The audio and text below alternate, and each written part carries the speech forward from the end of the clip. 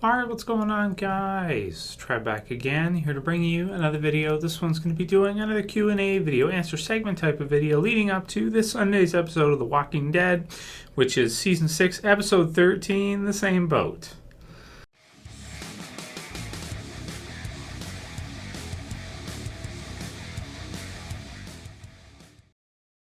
So I wanted to get at least one more Q&A done before Sunday's episode. I may not have a new one for you guys tomorrow because my throat is absolutely killing me. I don't know, I got something wrong with my throat. Is it like strep throat or something? I'm not sure, but it's pretty bad. I'm barely getting through my shifts, so it's hard for me to talk, hard for me to do the videos. That's why I didn't have one for you guys on Thursday, or Friday.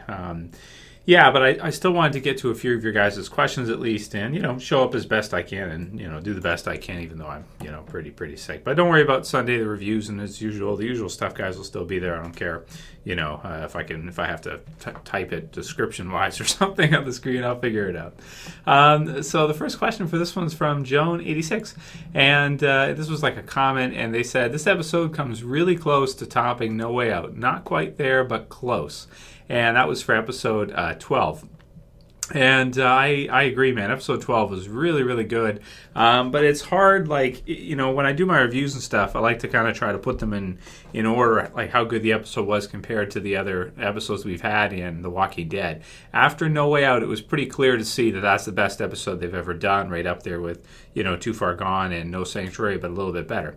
This episode, just recently, it's not that easy to say, where you would place it, that kind of deal, and how you felt about the episode because of the survivor's decision to just kill everybody. So, anyway, but we talked about that earlier on in the week. But I'm not sure if it's a top 10 episode, ever. I have to think about it and compare it to some of the others and probably watch it a couple more times to compare so I can give you guys, an idea there. I'm not sure if it's top 10, but it'd be pretty close, I would think. It's one of the better ones we've had, for sure, I think. Really exciting. Next one's from Radical Z, or Z, and he says, Trevor, I made a kill count of all these saviors Rick's group has killed. In episode 6, Sasha and Abraham killed 5 saviors in the car, shooting at them. In episode 9, Daryl killed 8 saviors. In episode 12, 32 saviors died, including the ones in front who were damn hilarious. That totals 45 saviors were killed already by Rick's group. I think Negan needs to kill at least 2 or 3 of Rick's group members to teach them a brutal lesson. It'll be so generous of him to just kill one member. Anyways, peace, Trev. So I wanted to include that there. I haven't checked his numbers or anything like that. I haven't had time. But that sounds about right. And I mean, that is a lot. I mean, that is quite a few that have been killed off now by the survivors. So I think it's pretty easy to see that the saviors in the TV series will probably have even more in terms of numbers than they did in the comic book series. Now, I haven't heard an exact number count of how many saviors there were in the comic book series, but I always kind of had the impression it was around 100 or so. The TV series, if they've already killed 45, that must mean that the saviors are even bigger in the TV series, and it'll probably be more like 150 to 200, so that's a lot. So they still have quite a few to go. And but they're off to an awesome start because they haven't lost anybody. They've killed 45 to 0 right now. Well, maybe 2 if you count the ones that have been captured, right? So that's a pretty amazing number since the saviors haven't. I don't think they've killed anybody in Rick's group yet, have they? Not yet, but that's coming up, obviously, for sure. Next one's from Donald Trump's Glorious Hair. He says, I like the name. Trev, do you see the Tobin-Carol relationship lasting? Tobin has been a very expendable character since he was introduced. Q&A. So yeah, that's true. I don't really see it. I didn't really see it coming either. We've never really talked about it as a possible relationship match between the two. It never seemed like something that we were going to see. So I was surprised to see it at all. And, I don't see it going very long. I wouldn't think so. That's tough, because Tobin, I didn't even think Tobin would really be alive at this point still. I'm surprised he's one of the ones who survived and that they've actually used him for anything because, but I don't think it's going to last that long, no. We'll even see if there's any kind of ongoing, steadiness to that. They're both so different, it's just hard to see them together, but I suppose if Tobin respects her for what she can do and appreciates her, then I guess it could work either way. Next one's from, as long as they're both alive, that is. Next one's from Chris Weidman, and he says, "Hey Trev, hope you had a great weekend. I think the place that Rick's group went to is an outpost for the Saviors. What do you think? And do you think Rosine and Eugene will go out in the TV show? If so, when? Do you think they will? Thanks for all the great videos." So it's kind of like comic book spoilery, I suppose, a little bit. So guys, you guys know that when we get into the Q&As and stuff, there's a little. I try to clean them as best I can, but sometimes there's a few things here and there. Well, we don't know. We don't know if Rosita and Eugene would ever be any kind of a couple in the TV series. In the comic book series, they do hook up, but it's always weird, and I don't know what that would look like in the TV show version. So it seems to be kind of funny, like the scene where Abraham walks out. There's like Eugene's like standing there. It's all awkward and stuff. He's so weird. It's so funny. Even when Daryl, like when he's talking to Daryl, and Daryl just looks at him like, "Thanks," This is so weird. It's funny. So I don't know if they're going to go that route with Rosita and Yuji in the TV show. We'll see if they do that. But they like to change it up quite a bit, so they might not anyway. But it does look like, the place the Rick's group attacked was definitely one of the outposts for the Saviors.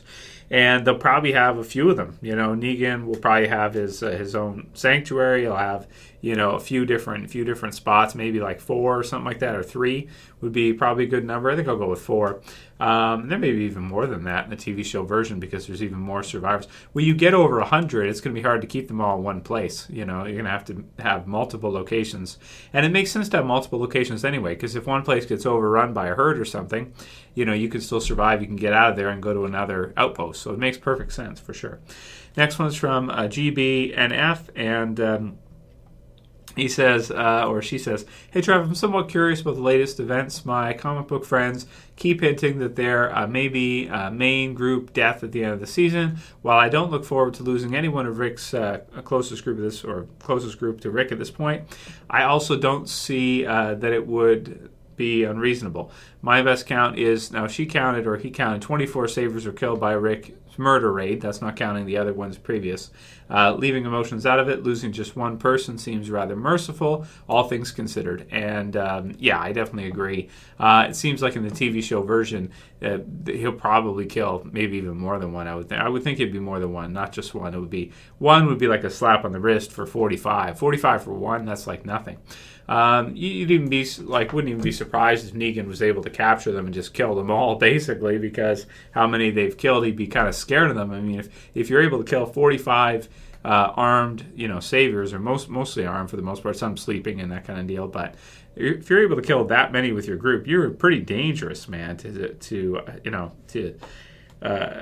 control, and pretty dangerous to keep around, to keep alive. Next one's from Flynn, and this one's a little bit spoilery. We'll do a couple more. He says, "Hey Trev, hope you're doing well. I have a question for your Q&A. In episode 12, we see Morgan building a cell. Could this be, important in the future?" I'll kind of phrase it that way for people who haven't read the comic book. And then he says, "Is it also possible that it's Morgan who gets through to Rick, which is why he imprisons people later on instead of killing them?" What do you think with regards to that? And thanks for all your hard work, he says. So, I think that's what they're setting up for. And in the TV series, the comic book series, Kirkman never really explained why eventually Rick goes from wanting to kill people to eventually he wants to, kind of reinstate kind of the prison system and the, put people away. And if they do something really bad, instead of just giving them capital punishment, keeping them, locking them up, this kind of deal, kind of coming back closer to regular civilization again. So, but he never really got into why Rick transitions that way. Maybe it's because of hope and everything like that, and his kind of vision of what he can build. But in the TV series, to have a character like Morgan, it fits in so perfectly, because it's like Morgan's influence and his way of looking at things. Maybe, Rick will see it his way that death is very final, and that, and it's true too, like Morgan said, if you just kill somebody, they don't have to live with the guilt of what they did, which can be brutal. Sometimes life can be worse than death if someone has to go through some kind of just brutal guilt like that for things they've done and everything. And like he said, at least he can know what he's done, that kind of deal. So Morgan's got an interesting perspective. I think it's a little extreme, but definitely this part of the season, I think they've really merged it in well and made it feel a lot more kind of in place now that we see what Rick's group has had to do when you have to go the other way and you do have to survive. And even though you don't really have much of a choice, you kind of have to. Okay, so let's see. Okay, so I won't get into any more because some of them are spoilery in that. But just a few people asked me to give my thoughts on the new Civil War trailer. I was going to, because it's really cool, of course, if you haven't seen it. I won't spoil anything for you, but the character at the end is pretty cool, even though people are putting it in thumbnails and stuff. But it looks pretty cool, man. I'm excited for the Versus movies this year. Captain America versus Iron Man, which is Civil War, and then, of course, Batman versus Superman, which should be good. And then I was going to do one for Game of Thrones, like a breakdown of the trailer, but because I got sick, it's just kind of, made that almost impossible right now. So I probably won't get to that, unfortunately, even though I wanted to. Oh, well, it is what it is. I only get so much done. Anyway, if you guys like the video, I know it's not as good as usual, but it's the best I can do right now. You guys can thumb it up below. I always appreciate your guys' support and everything. I'll try to do another one for tomorrow. If you have any final questions, you can send them to me, but no promises because I don't know how I'm going to be feeling. And then, of course, you can share at the bottom left. And if you're new and you want to subscribe, want to see more videos on the channel and everything, you like Walking Dead, maybe Game of Thrones, you can subscribe at the bottom left. That's it for this one today. And, of course, I'll see you guys again tomorrow night for sure for the review and predictions for next week's episode of The Walking Dead Season 6. So always, it's Trev. I'm saying peace. See you guys.